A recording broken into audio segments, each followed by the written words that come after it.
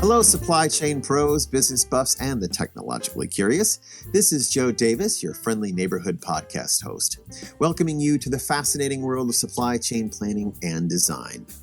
You're listening to the premiere episode of Gains On, a top-tier podcast sponsored by Gains, the masterminds behind supply chain planning, design, and optimization solutions that ensure that our customers can keep their promises. In Gains On, we'll be decoding the cryptic, simplifying the complex, and injecting a little fun into the nitty-gritty world of supply chains. Whether you're an industry titan, a newbie just testing the waters like me, or simply curious, this podcast is set to be your trusty roadmap. In our inaugural episode, we have with us Jeff Metersky as our guide, the charismatic VP of Solution Strategy at Gains, who is always ready to share his wealth of knowledge and insights. Today, we're exploring the heart-thumping topic of the next supply chain crisis. Sounds like a direct-to-video Nicolas Cage action movie, doesn't it? Well, fear not, dear listener, because we're here to unravel the enigma, all while keeping things light and lively. So, you supply chain pros, tighten those earbuds, get that coffee brewing, and brace yourselves for a ride through the exhilarating avenues of supply chains. Welcome to Gains On.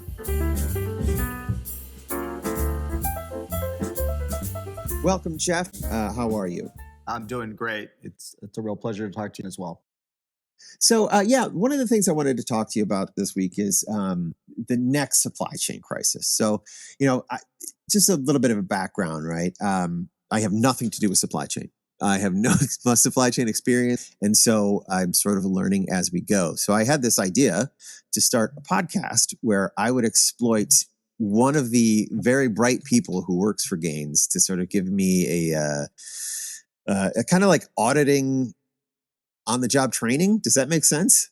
Sure. Yeah, absolutely. I know very little. You know a whole lot. And the folks listening, I imagine, are both ends of that spectrum. So, let's chat. So tell me a little bit about your experience in supply chain. I sort of laid out mine. Yeah. So I'm on the other end of the spectrum, which I guess is why we're talking. So Yes. I've been doing this now for a little over 35 years. It's all been focused in a variety of different things around supply chain, from being in industry, working at General Motors and IBM, to being in a variety of different software companies that are in the supply chain planning and design space, among them being I2 Technologies and Lamasoft. I've also been on the consulting side, where in the early 2000s, I was one of the co-founders of a supply chain management consultancy called Chainalytics that's based here down in Atlanta, where I live. Nice. And so now I'm looking at expanding the overall strategy, the overall solution footprint of what we do at Gains to help customers make better decisions. What I thought I would do is just some sort of something I was thinking about, right? In talking about supply chain, is that we've had to deal with a huge supply chain crisis. Like, one of the things that when I talk to people who work in supply chain, I say, what's been the biggest change for you over, since COVID? Yep. And they say, I no longer have to tell people what I do for a living. Yeah, that's right. Everybody knows. So what I'd like to talk about is just something that's sort of entry level for most folks, and just kind of see where it takes us. So Sure. I wanted to talk about, we just went through the worst years of the pandemic. We're still dealing with a lot of fallout in a lot of different industries, here in the post-pandemic era, air quotes, post-pandemic era. And so I wanted to think about, what's the next supply chain crisis? What do you think? I mean, what do you think we can anticipate when I say the next supply chain crisis? So what do you think? What does that mean to you? Yeah, no, that's a great question. I wish I had the answer to what the next big one looks like. But unfortunately, I'm not a prognosticator. If I could do that, you and I wouldn't be talking right now. Right. But what I really can say is, I feel like, as I do the retrospective back and think about what COVID did, is it had there's been disruptions, right, that have occurred all the time. There's been isolated black swan, as they're referred to, events, right, that are significant. They're really rare in nature, but they have a major impact. But nothing got to the magnitude of global, right? Hmm. Nothing got to the point of everybody, right? And everything was touched by this. Like nothing was Right. left untouched. And I Right. think it helped companies understand that I need to do a better job of understanding upfront what any type of disruption can do to my supply chain, Right. from the smallest, tiniest thing to something as large as a global pandemic. And Right. so, can we predict where they're going to come from? We can't. Do we have Hmm. historical information that helps us understand the types of different disruptions so you can get insights and information? But I can't tell you where it's going to come from or what the Right. magnitude will be, but I can guarantee you they're going to keep on coming. And so Yeah. it's more about companies getting prepared to understand before they happen, right? If something like this were to happen to me, what is my impact? Can I mitigate that risk, right? And be prepared that I'm not having to respond when it hits me. I've already sort of have, if you want to call it, my playbooks in place to Right. understand when these things happen to me. I know what I'm going to go do. So it is sort of like, as loath as I am to use the phrase "expect the unexpected," right? That's sort of what's at play. You know, something is going to happen; it's bound to. Right. So what do you do? So how do you prepare for that? Like, say, I've got a business manufacturing pet toys. And I've got to source the plastic. I've got to have place ways to get the raw materials to my plants to manufacture them. I've got to get them out, distribute them, right? Sort of the very basics of supply chain. So I know something's going to throw a monkey wrench into that. So what do I do as the owner of this, small dog plastics manufacturer? Um, you know, how do I anticipate that, right? Yeah, but I think there's a level above that. It's, expect the unexpected. Sure. It's expect the expected, Hmm. right?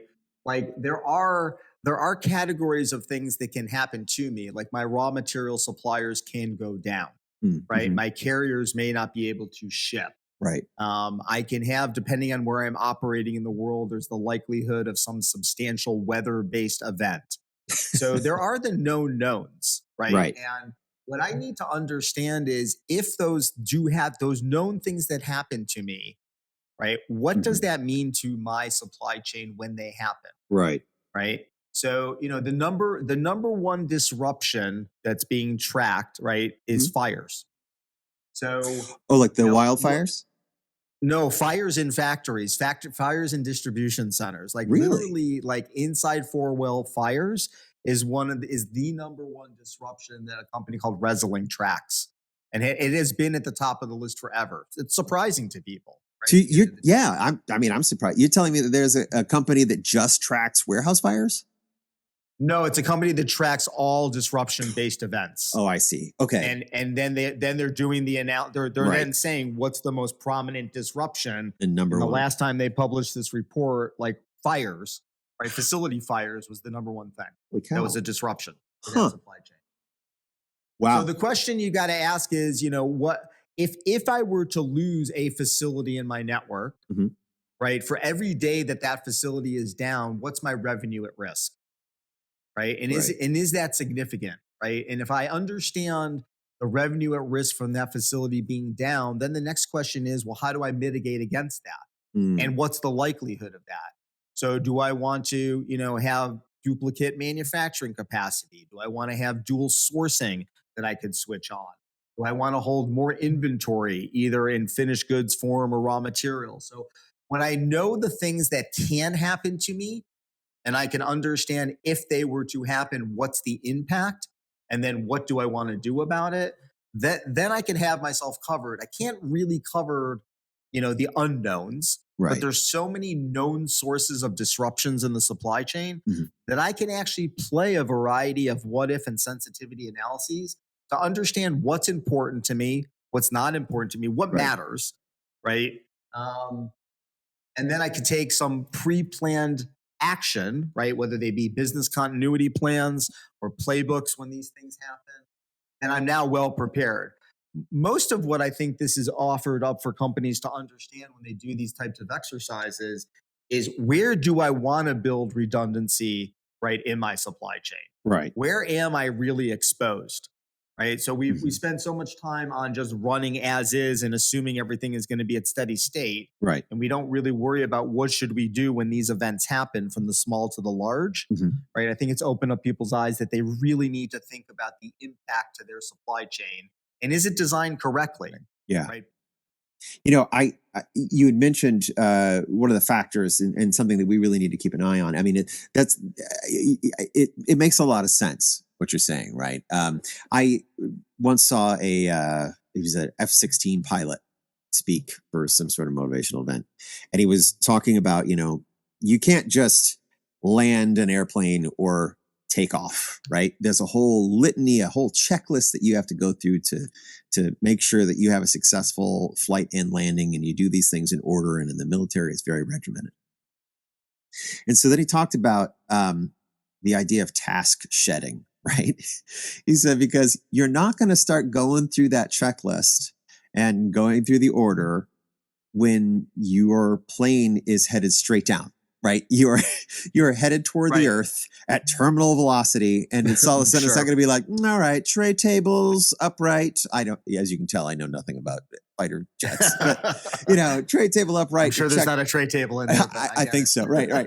But it's check, check, check to this list. He's like, you need to think, what am I going to do to be able to land this and live? Right, is the idea. Yep. How do I save the Yep. plane? And so is that sort of how you put this together? Is you sort of go through that checklist of what you need to be successful, successful completion of tasks to get product Well, yeah, I from. think I think that's an interesting way of saying it. I mean, yes, if that event were to happen, and I use the word playbooks, like when Yeah. this happens to me, now what do I do? That's Mm-hmm. sort of the checklist you're referring Right. to. But I think the other thing that going through this helps you understand is, that's what I do to respond rapidly, quickly, efficiently when it happens to me, Right. right? The other side of the equation, though, is what do I do to actually mitigate the impact of that, or Mm. to avoid it altogether? So I may not be able to avoid that there's going to be an earthquake Right. that's going to hit my facility, Sure. right? Um, but if I know there's a high likelihood that it's going to happen to me and it will be impactful, Mm. one is I start asking the questions: do I want to keep my facility there, Right. or should I move it? But if I Yeah. can't move it, should I put a secondary one in place somewhere? So it may be, it's running at low volume. It may have capacity to ramp up when I need it. But if that facility goes down that's on the fault line, I've got some backup plan already operationally in place and good to go. So it's not just about knowing what to do when the disruption happens to you, Mm. but it's trying to mitigate the impact of what that disruption will do if it happens.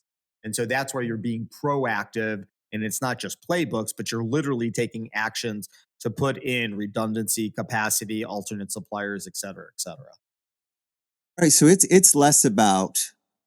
I mean, that goes back to what you were saying before, sort of about expect the unexpected versus expect the expected. So it is sort of Right. what's the most likely thing to go wrong. Let's start there, and then you sort of examine that, and I guess again, and to use And supply chain. understand its impact. I mean, it Yeah. might it might be the most likely thing that's going to happen to me, but when it happens to my network based on how I have it designed, set up, its operating policies, it doesn't really matter, right? Right. I'm good to go, right?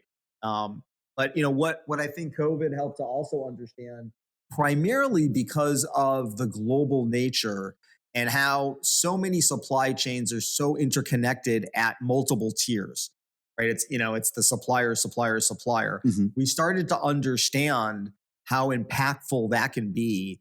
That it's not just about your direct procurement of what you're buying and selling, or you're buying to make your product. Right. It's whoever you're buying it from, they also need to get their raw materials and input. Right. And so this exposure to understand, and we didn't really, I think a lot of us that have been in the supply chain game for a really long time knew it, Mm. but many companies don't know how impactful it is. So when you go down n number of tiers, Right. right, and you realize that, hey, that company is now shutting down, right? So therefore, my supplier is not getting their product, and I'm not getting the product. And if I don't get that product, I just lost 50% of my revenue for the month. Mm. You now start worrying about, where my supplier I'm buying from, Are there is it an alternate supplier that's buying from a different price, right? Right. What can I do to add resiliency into the network? Because that one little thing that's whatever it might be, that's so many tiers away from where I buy, it actually has a significant influence on my business. So now I need to focus on doing something about it proactively, Right. right? And so this understanding of the interdependencies in the supply chain beyond my first level supplier became exposed as super important to understand Right. and then decide what I can do to mitigate against it. So, Joe, I want to like leave you with and everyone that's listening in, like it's just not being able to respond, Right. right? It's not just being able to know when something happens to you, what is my pilot checklist? Yeah. It's trying to understand that can I mitigate the impact of when that event or if that event happens, that I'm not impacted by it, that I Right. have a different checklist, Gotcha. right? I've now changed my checklist. Right. So you go from plan A, plan B, plan C, plan D, all the way down to Yeah, I mean that bail pilot. out. I don't know. I mean, yeah. Well, I was just. That's so funny that you just said that. Like that's what I was. I might have had a design of my plane where I'm about to go crash and there's not an ejector button. Right. But at some point, it'd be nice to know. Hey, look, I don't want to lose my pilot at the same time that I may Mm. lose my plane. So at some point, build the ejector button. I've changed my design, Yeah. right, to mitigate the loss of life. So it's the same kind of thing. If I know up front that this could happen to me, what do I want to mitigate against to reduce the impact? Right. Right. So I And mean, then not only reduce the impact, but respond more quickly. Like there's two angles of this, right? Which is where resiliency kind of comes in. so you've got plans, but when you get these signals from your supply chain that, maybe you're got too much of inventory or not enough inventory, or this supplier is short, or this guy's not delivering, or your lead times have gone out a long time. Would that be the sort of, okay, that's the unexpected stuff, but with the expected stuff is the stuff that we know not to get involved in ahead of time, like building your distribution Um, center under a volcano, or sourcing parts from one small country that has a lot of tension politically. Yeah, I don't. It's a really good question. You make me think about it, but I don't. The fact that the supply chain is not performing as expected, or I Mm, have too much inventory or too little inventory, or suppliers are going out, like those are all known things. right. The unknown is I don't know when it's going to happen. Per se, Okay. right? So it's a known thing that can happen to me. I just may not know when, right? Right. So it's still about trying to understand as many possibilities. Like, could you have foreseen that Russia was going to go invade Ukraine? Can I assess and understand what would happen if I lost supply from Ukraine? I can. I can understand how meaningful that would be. If I was relying on Ukraine to be a source of my supply of whatever it may be, right? Right. Um, Yeah. whether it's raw materials, right? Whether it's, whether they're part of my manufacturing operations, right? Mm-hmm. Um, I can assess the impact of losing that. The unknown is possibly what caused it and the prediction of it. So can I Right. predict that it's going to be, Russia attacking Ukraine? Right. Probably can't, right? Right. But when that happens, can I be thoughtful to understand how many different things are there that I could line up? Because if I lose Ukraine's, source of supply, it's impactful Mm, to me, whatever causes it. Right. And right. so I need to first understand it is impactful. What's the magnitude of the impact? And whether I want to mitigate against that or not is a function of then my known knowns, right? And the Mm, unknown. I mean, is it something I would have thought about of, Russia invading Ukraine? I don't know. right. Right. But maybe that was Right. not even on my radar whatsoever. But I Hmm. but I do understand that something can take down my operations there across the whole Right. spectrum, right? Does it matter to Right. me or not? So I think the unknowns come from there are certain sources of disruption that we know and we could put likelihoods Mm, on. And then there's other ones that yeah. are outside that realm. And that's where I look at them as the unknowns, right? Or the highly unlikelies. right? Right. And so I think the global pandemic is one of those ones that you would say it's a known thing. There's been global pandemics in the past, but no one had it on their Hmm. radar, right? No one thought Right. no one thought that it was important enough to mitigate against because there was a very Hmm. low likelihood of it happening. And so, Hmm. but when it happens to you, you now are better prepared to understand this could be really impactful. And these are individual business decisions that every business has a different risk tolerance of what they want to do, right? So, how much Hmm. redundancy do I want to build in? How much extra capacity do I want to build in if that happens to me, right? Because there's a Right. cost of building in that kind of increasing my resiliency or decreasing my time to recover. There's a cost to do Hmm. all that against the what's if this catastrophic thing happened to me again and it has such a minor percentage, do I still want to take the risk, right, of not having it in place? Right. But I think first what we run is to understand where are our networks vulnerable, right? And Mm. what is the impact of losing capacity, capability, inventory? Every day I'm down somewhere, what's my impact to my revenue? And understand that if Right. it matters. Then I look at how could it go down, right? How could I lose those Right. operations? And these are the likely things that can happen, right? There's a 10% chance that that location is going to have a fire. There's a 5% chance that it's going to have an Right. earthquake. Yeah. There's I mean, so I guess really in all of this, it's the why something is disrupted is less important that the disruption happens and how you react to it. correct. How would you describe that? Yeah, well, I mean, so again, all of this is a business-based decision of trying to understand, like, do I want to be a more resilient organization? Right. That's a topical thing that's out there right now that many companies are talking about. Right. How do I build in resiliency? How do I reduce my time to recover? But you have to ask yourself the question, like, is that important? It could be important if you are exposed, right, to a significant impact from the disruption. So conceptually, we all Mm. want to be able to, when an event happens to us. So I look at resiliency is the time to recover back to my normal operational state. Right. So before this disruption happened, whatever it is, I was at a certain performance level. Right. I was fulfilling demand at a certain level. I had a certain cost profile. It's what I'm expecting and planning to run my business on. Hmm. Now I have a fire in my DC in Atlanta, right? Let's just make that up, Right. right? And so Yeah. now if I have no alternative contingency plans that tell me how I'm going to recover, right? I'm going to recover, but while I'm recovering, I'm not serving demand because I didn't set up my alternative warehouse to fulfill it. So I've lost demand along the way. I've lost revenue then along the way. And how long does it take me to get back to I can get to my normal revenue rate, right? At the cost that I'm Right. having.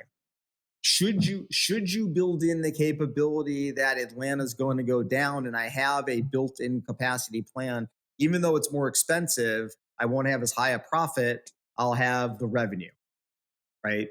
Right. How do I decide and trade that off? That's the kind of analysis that you kind of do in the design world. So it is a combination of looking at resiliency, redundancy, mitigating risks, and the way that I look at this is that's a lot of what we're doing in supply chain design and policy setting.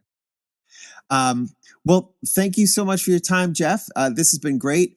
I would encourage everybody to tune into our next one of these. It should be coming up soon, and I think resiliency might be a good topic. What about you? What do you think? Yeah, that sounds good. Hope you learned a All little right. bit today. I did. I'm taking notes furiously. All right. Well, thank you so much again. And great speaking with you. And we'll talk again soon, Jeff. You as well, Joe. Thank you. And that wraps up our journey for today, Supply Chain Pros. Once again, this is your friendly neighborhood host, Joe Davis, hoping you found our peek into the next supply chain crisis as intriguing and as insightful as I did. A massive thanks, as always, to our guide on this expedition, the ever-knowledgeable Jeff Metersky, VP of Solutions Strategy at Games. We hope today's episode gave you some food for thought and equipped you to navigate the ever-changing landscape of supply chains better. So, until then, keep learning, keep innovating, and remember, we're all in this together. This is Joe Davis signing off from Gains On. Until next time. Want to stay connected with all things gains and continue to explore the exhilarating world of supply chain planning and design? Then don't forget to follow Gains on LinkedIn, where you can be part of our growing and vibrant professional community. And for more content, engaging posts, and updates, don't forget to like and subscribe to Gains on YouTube. Trust us, you won't want to miss what we're sharing. If today's podcast episode left you hungry for even more insights, we've got you covered. Every episode of Gains On is accompanied by a detailed blog post for those who wish to dive deeper into the topic. Whether you're looking to expand your knowledge or find that special morsel of information, our blogs are designed with you in mind. Visit gainsystems.com for more. All the links you need can be found in the description below. Thanks once again for tuning into Gains On, and remember, we're here to help you to code the world of supply chains, one episode at a time.